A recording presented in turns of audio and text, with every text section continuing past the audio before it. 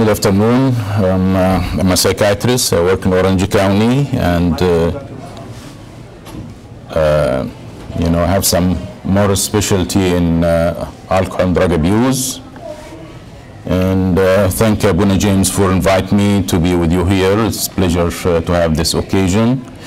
So I will kind of focus on today on the dual diagnosis. We'll talk about first about introduction. Probably all of us, needless to say, or everybody know that alcohol drug abuse now is one big challenge for our society, for our children, for everybody in United States of America. And we know that 11% of the children live with either parent with alcohol or drug abuse. Also, it's about 4 million with those parents have a problem, either alcohol or, and about 2 million of them, they have some problem with substance. And it's about problem for pregnant women as well. We found out that the pregnant women start to use drugs. 17% of all pregnant women, they start to have a problem with tobacco. About 3.4% with illicit drugs or street drugs, and 13.8% of all of the pregnant women, they have a problem with alcohol. So it's not just the children who are facing, even the maternal, the mother that's pregnant, affect their children before they're born. And that's became a very problematic for our society. Next point, we'll talk about epidemiology, about the dual diagnosis, and what's the definition of dual diagnosis. The word from French, it means two. So the word dual diagnosis, that means two disorders at the same time, which is one of them, it's drug and alcohol abuse, and the other one is mental disorder. This kind of dual diagnosis has like certain characteristic, and it has some problematic more than just the person who uses drugs or the person who has mental illness only. This is like give it the worst prognosis. They take a lot of time from mental health specialists to work with those people. They're more vulnerable to violence, suicide. They have increased risk of child abuse or neglect. Also, they have more involvement in criminal justice. A lot of those people will be impulsive. They tend to have poor judgment and ended up either in jail or in prison or more than that. Also, they found that in National House survey on drug abuse estimated like 14.8 million adults with a serious mental illness, and 20% of those are dependent on drug or alcohol abuse. Where it's more common with schizophrenia and bipolar disorder. When we talk about serious mental illness, we talk about in the line of schizophrenia and psychotic disorder or bipolar disorder. So we found about 55 with patient who has schizophrenia, they are use drug or dependent on drug and alcohol. About 62% of the bipolar disorder, they use drug or alcohol. And probably if we, why? Because bipolar disorder more impulsive. And the people who's more impulsive, they can use drugs more than the other who has mental disorder.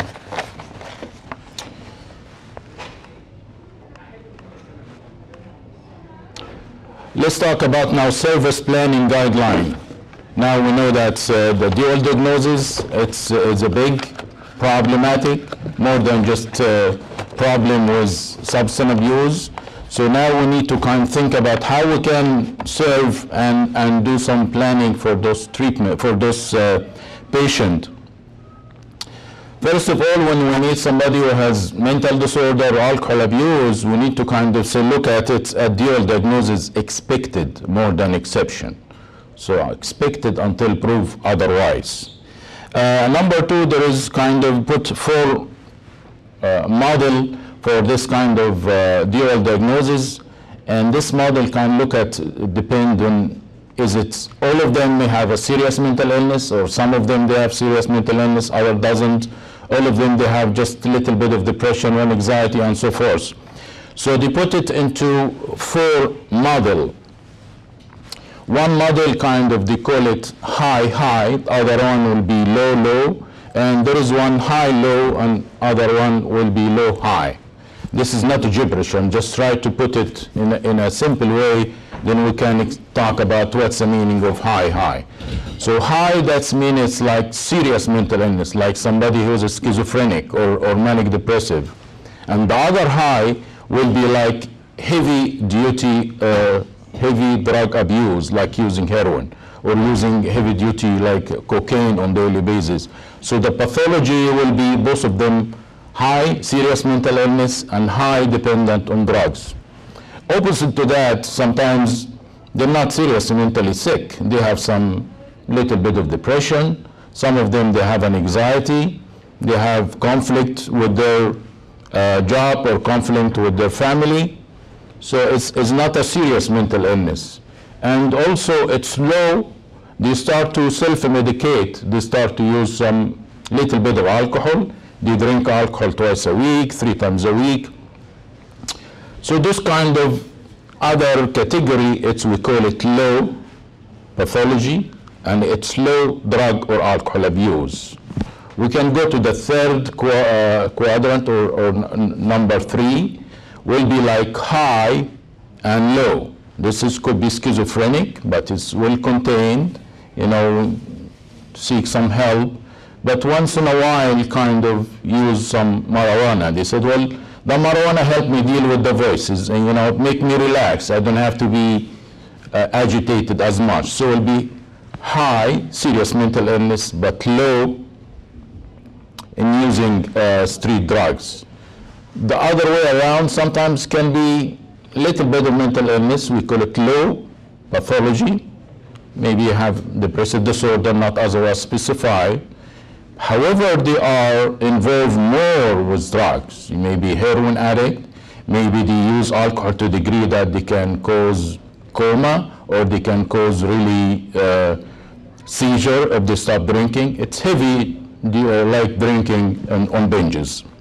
So that's, again, when we have this service planning guideline, we look at number 1, we expect everybody from this community to be dual diagnosed until proved otherwise.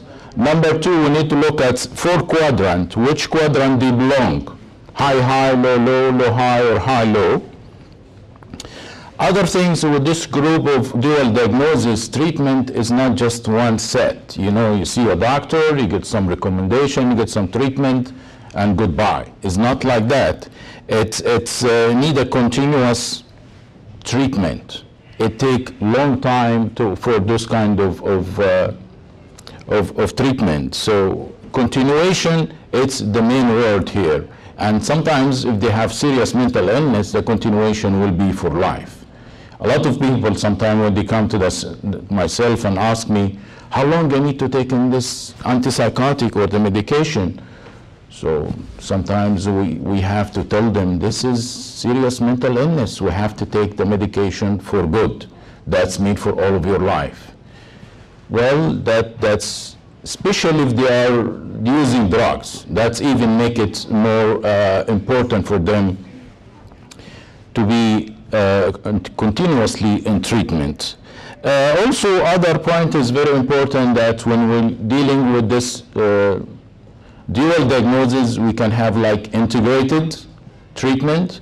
And integrated means that we have to go with different aspects, psychiatrist, social worker, and SIDAC or counselor who take care of their substance abuse. Also, another next point will be intervention need to be matched with the stage of substance abuse or recovery. When we look at the people who are using drugs, sometimes they are in the first stage, they are what they call it pre-contemplation. They're still thinking about it. I don't know if I need help. Maybe that's my lifestyle. I don't need any help. So intervention with this kind of people is different when somebody is thinking and contemplating about it. Also, it's different when somebody is thought about it, decided, and you start to prepare to go seek help. Next number, the stage will be action and maintenance. He think about it, he prepare, he decide, he's taking action, and he want to pursue his action.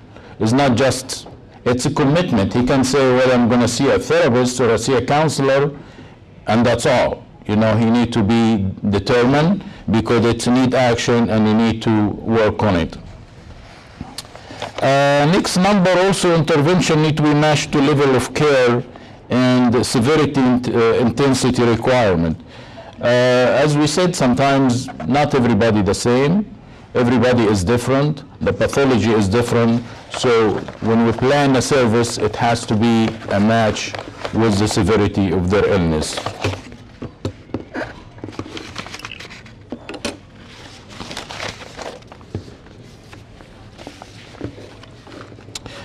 Also, treatment should be individualized. You know, everybody is not, if we talk about dual diagnosis, as we said, sometimes we can look at that 4-quadrant, but everybody is different, everybody in different stage, and we need to individualize that and look at every case as a separate case.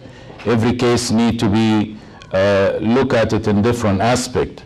How much in disability, how much their impairment in their work, how much they have a problem in their family. And when we need to look at that, we need to look at all of this aspect and different aspect of their lives will be help them in the right way. Also, the outcome of treatment. So the outcome of treatment is not like, you know, you're using drugs, so you need to be abstinence. If you didn't reach abstinence, that's treatment is failure. As a matter of fact, sometimes when somebody using drugs every day or twice a day and we're able to reach twice a week, maybe that's their outcome for in the beginning. We can look at it in a progress way, or we can look at it how is their psychiatric symptom. If they were psychotic and now they're less psychotic. If they have poor sleep and now they relax and sleep better. So it's not always we can measure the outcome by being abstinence.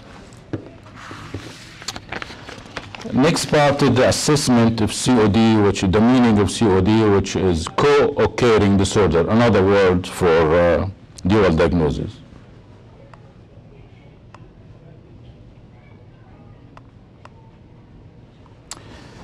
Okay, so regarding of assessment, probably I don't know if all of you know the word assessment or not, but it's a meaning of evaluation. You know, when we need to evaluate the co-occurring or dual diagnosis, there is important thing that we need to take in consideration.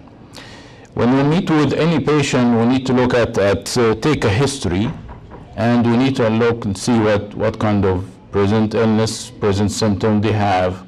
And also it's important to see what happened in their past.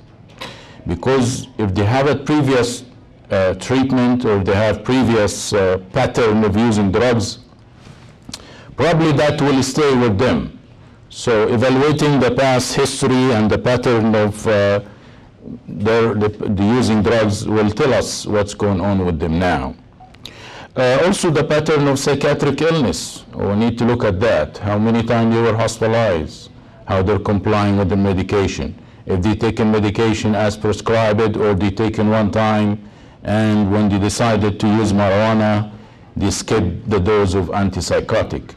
Or do you know that you're not supposed to drink on the antipsychotic, so they skip the antipsychotic because they want to have a night so they can go with their children or with their friend and use alcohol and drink. Number 3 also, according to DSM-4, when we make a diagnosis as a primary psychiatric diagnosis, we have to have this patient free drugs. You know, if you're using cocaine and he's hallucinating, it's hard to tell, is it from the cocaine or this is schizophrenia or psychotic symptom from different illness. So they need to be sober up and have free drug screen to be able to give primary diagnosis as serious mental illness. Needless to say that, of course, we need to know that the previous history, how long they've been hospitalized, how many psychotic breaks they have in the past. And every time they have psychotic break, was it drug-related or not drug-related?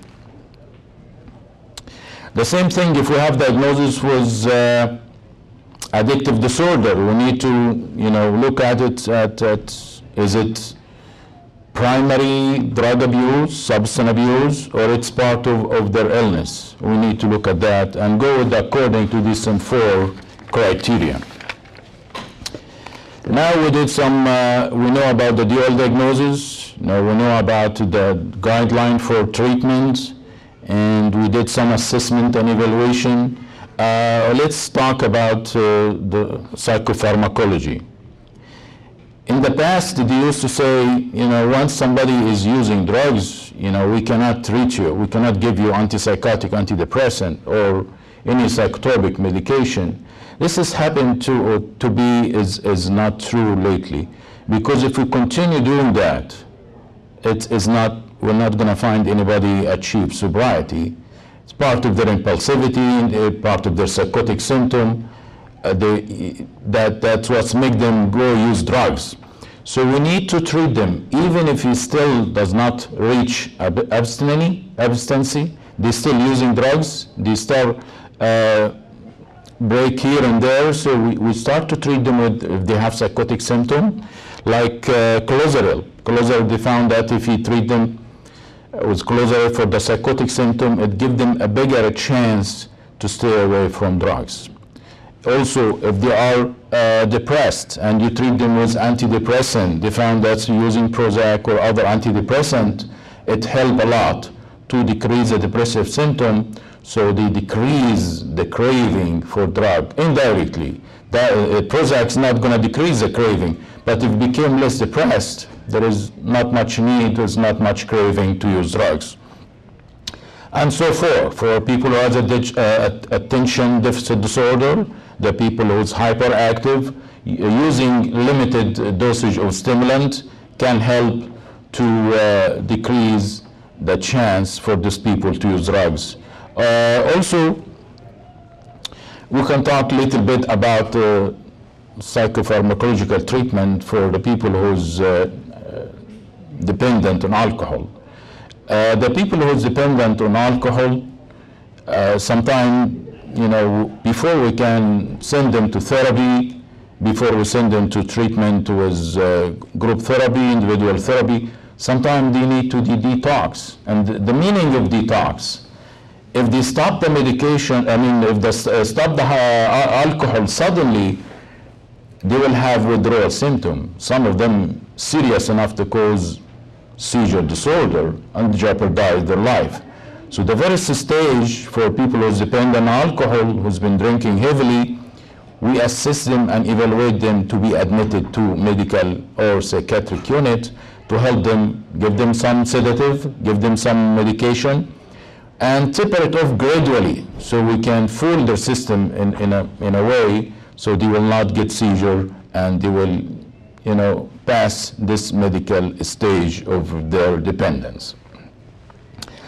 After that, when they leave, also there is certain medication can help. There is new medication come in the market to help people decrease the craving, like Campral, decrease craving for alcohol. Also, there is another medication, naltrexone, can help with decreased craving. There is other medicine called anti-abuse, but this medicine it's seriously, and not anybody can provide this treatment because sometimes can be toxic. The goal for that to scare people of drinking while they take an anti-abuse, because if they do take anti-abuse while they're drinking, they might get very serious problem, increase certain toxicity, and they became vomiting and chilly and agitated and need urgent medical intervention. So there is a certain technique to help those people. Is start with detox, ended up with decreased craving, and help them to scare them a little bit so they will not use drugs. This is psychopharmacological treatment. In other words, the medication.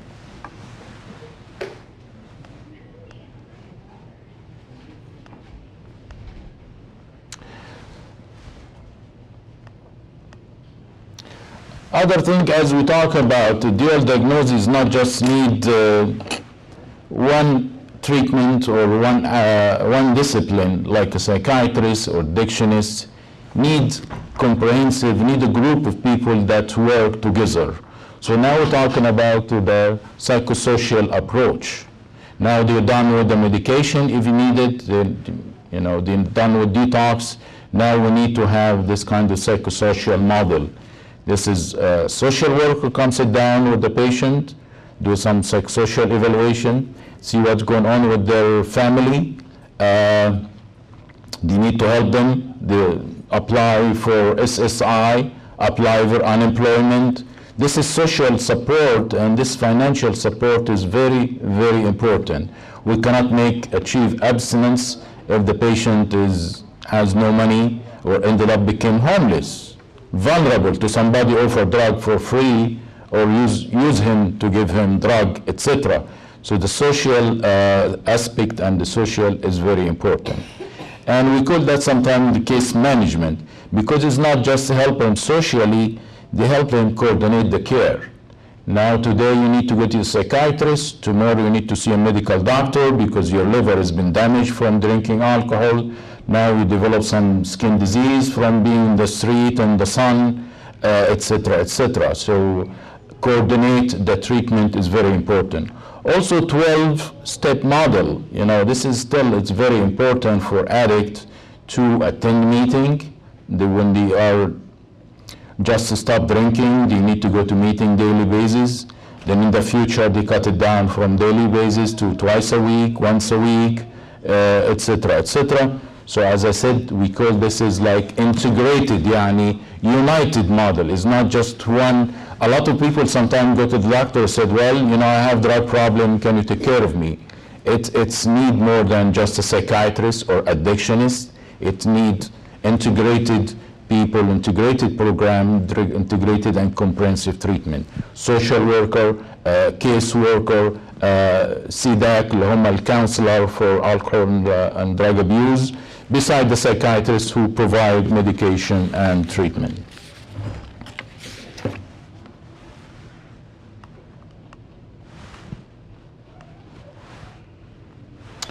This is a new treatment intervention. This is some people using this model when they are schizophrenic and using drugs, and they offer them kind of little bit of money here and there for every abstinence or every, abstinent, negative drug screen. They tell them, well, I know it's hard for you, but we're willing to give you, every time we'll check your urine, became negative, we'll give you $25. Kind of positive reinforcement. Doesn't work all the time, doesn't work with all of the patient, but there is some people using this model.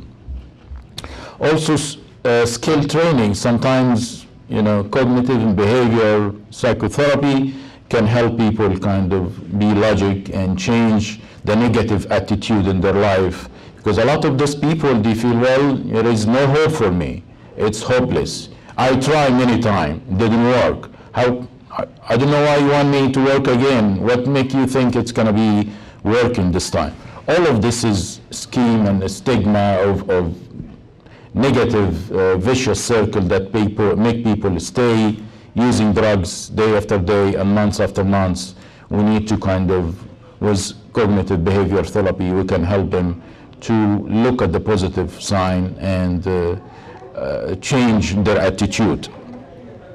Also, there is a different screening technique to identify people who has been traumatized, like the battered woman, like the people who has been in war and been traumatized in different way.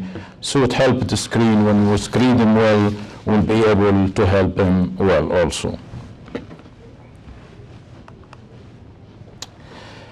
Now we need to look at assessing the chemical dependence in dual diagnosis client. So we talk about assessing COD, which is co-occurring disorder. Now we just look at the chemical dependence aspect. There is many aspects we can look at it, so we can assess them better and take a look at As we said, not all of the dual diagnosis is the same, and not all of the chemical dependence people the same. So we need to look at the quality aspect. So it's not just how much they're using drugs. We need to know when they use drugs what happened in their life. How damaging that can be, and how can be impairing to their life in different aspect. Number two, loss of control. All of knows that sometimes when the people use drugs, it's not a matter of, like medicine. Sometimes people, they say, well, you took me off drugs and you give me another drugs.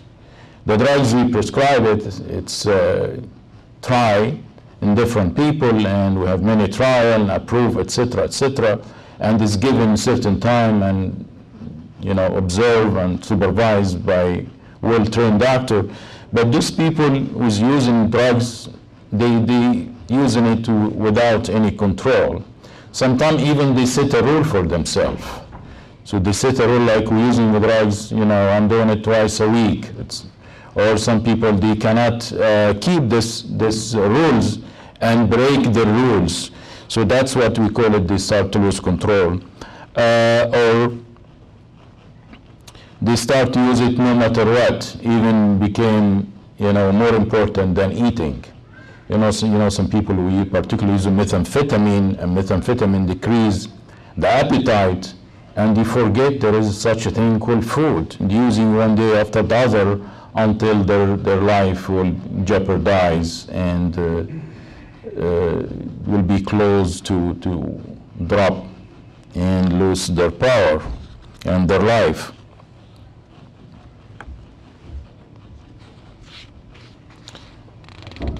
Other thing, when they put or make a rule for themselves, they start to lose the rule, they cannot keep it up, they start to feel guilty and they feel bad and they lose control. And when they feel bad and they lose control, that will be another trigger for using drugs more and more. Next point will be negative consequences. As all of you know, when somebody lose control and use drug, it's going to be, everything is going to be negative in their life.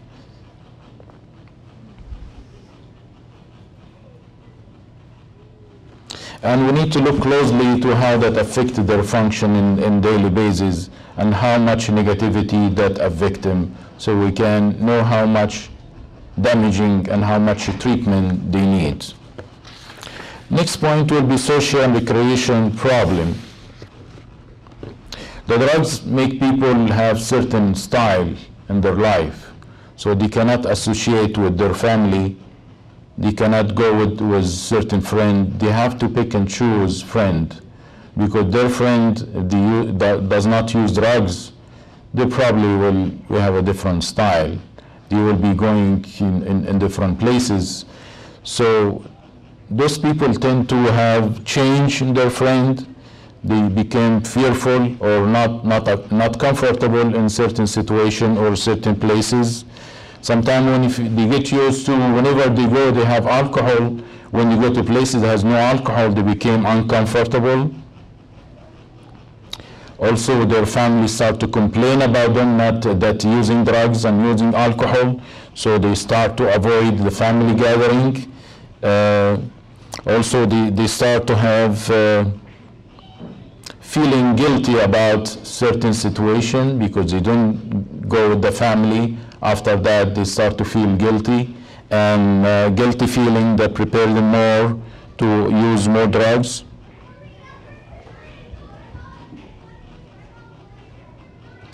Also, sometimes that make them more vulnerable to sexual inappropriate behavior, using drugs and alcohol, that sometimes either because they go with those people that using drugs, they always have this kind of behavior, or sometimes even certain drugs can increase the desire for sexuality. Also, they stay away from certain hobbies that it's important for their physical condition. And sometimes when they're using street drugs or alcohol, they became isolated and they stay alone, away from the people. Next point in assisting chemical dependence, the legal problem. Legal problem that's usually, we can look at that in a, careful way, because a lot of people when they use drugs sometimes ended up either breaking the law, ended up in jail, or making a car accident, or sometimes even steal money so they can cover their expenses. Also shoplifting, driving under suspended license, reckless driving, breaking and entering, drug trafficking and distribution. And if you work with the correction mental health, you can see most of the people in prison or in jail mostly drug related. Even if they did robbery or they did any bad, legal things, mostly because of drugs. So that's also, when we do the assessment and evaluation, we need to explore that in details. Next point is the family problem. Always drug abuser and the people who are drinking, always in conflict. They're not in harmony with their family. Even if the family use drugs, they always, competing, argument. Sometimes they get violent, they get upset, and they get aggressive toward each other. Always increase family conflict.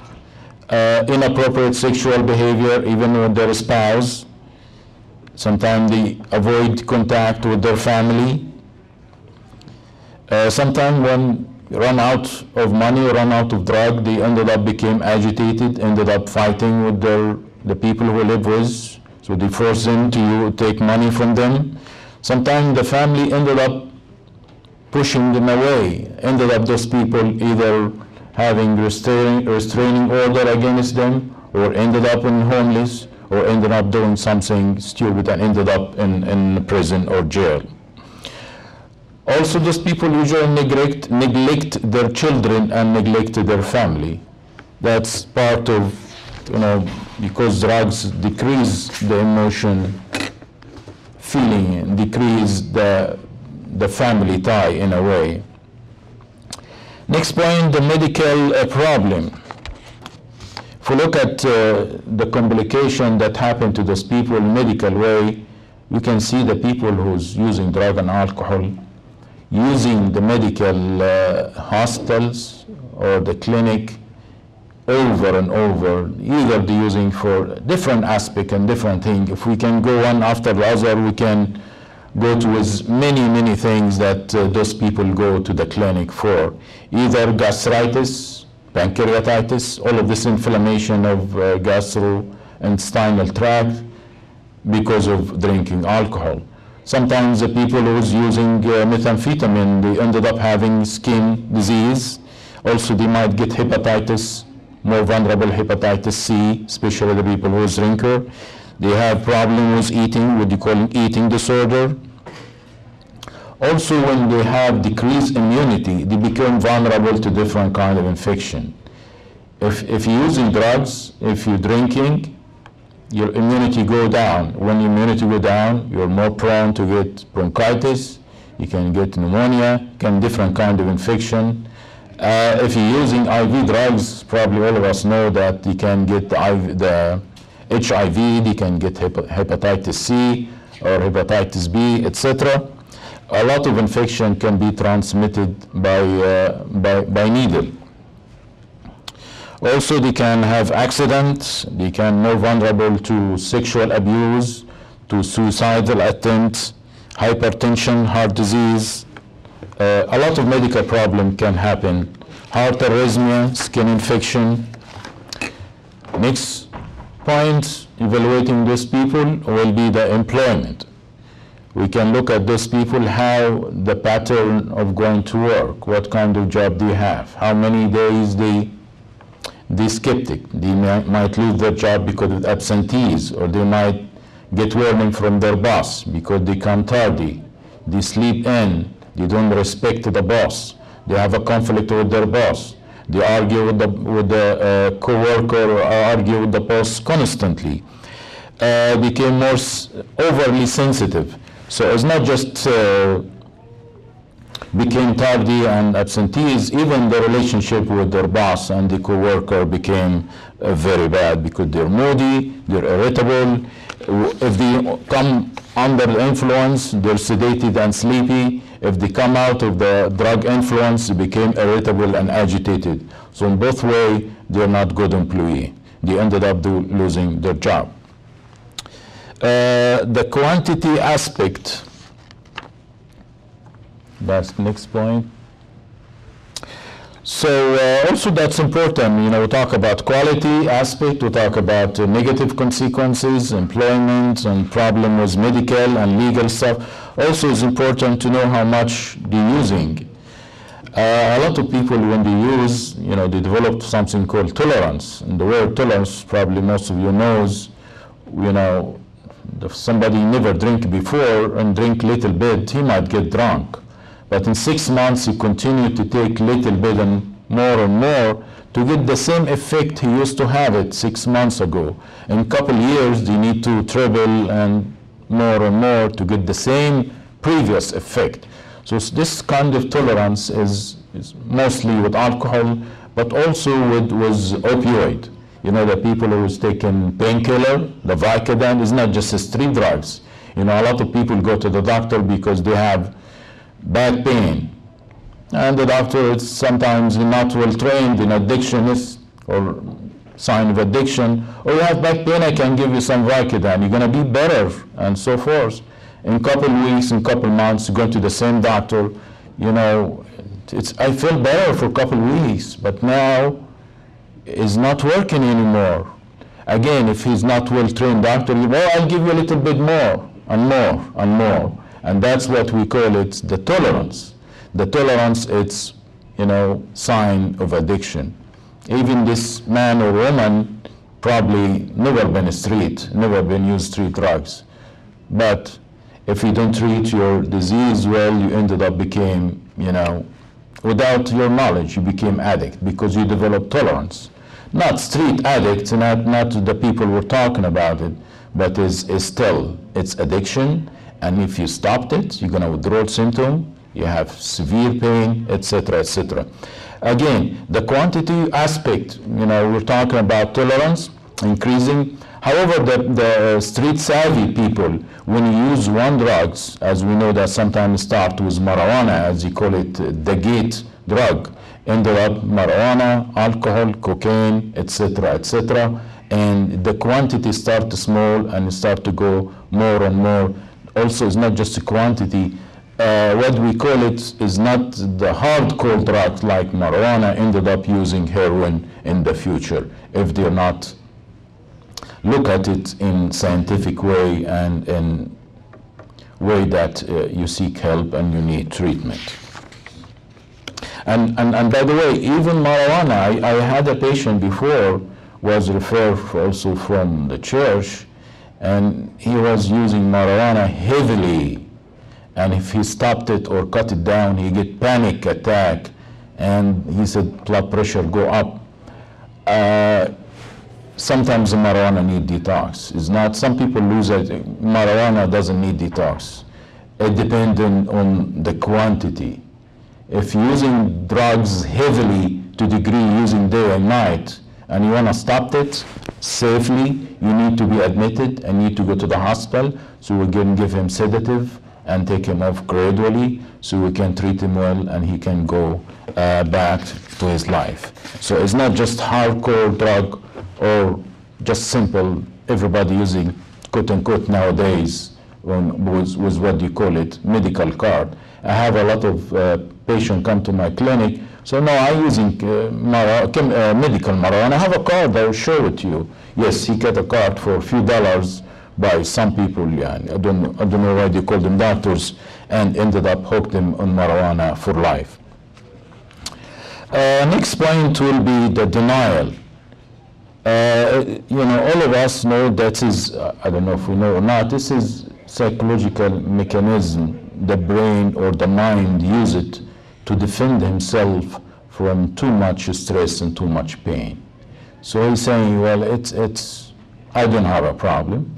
He's not lying, but he tried to use the denial mechanism to help him not to feel stress, not to feel guilty, not to have responsibility about his own disease. So, well, everybody using marijuana, or it's legal nowadays. Or I use it just when I'm not feeling well, I'm lonely. Justification and rationalization, but the bottom line, it's denial. Other thing is the thinking error. Some people, they have misperception to certain thing, like they don't look at it in the right way, they look at it in mistaken way, and regarding the alcoholics, regarding the alcohol and drugs, and that thinking, the error in thinking, we need to, by treatment, we need to look at that and see how that can affect their treatment, how we help them to straight out their thinking, change the way they're thinking. We can let them look at positive things and change the way they're thinking. The last point here, it's the collateral contact. The meaning of collateral contact, like the spouse, children, the people they live with, we can talk with them and get more substantiated material about how they're behaving at home. Because if we put the denial and error in thinking, they come to me and they said, well, everybody say and I'm acting different, but I think I'm normal. Don't I look normal to you? I'm talking with you like anybody else, but I don't know why they consider me I'm, quote unquote crazy. So it's important to get more information. If you live alone, we can get information for, for the people who associate with. If he's homeless, we can get information from anybody around him.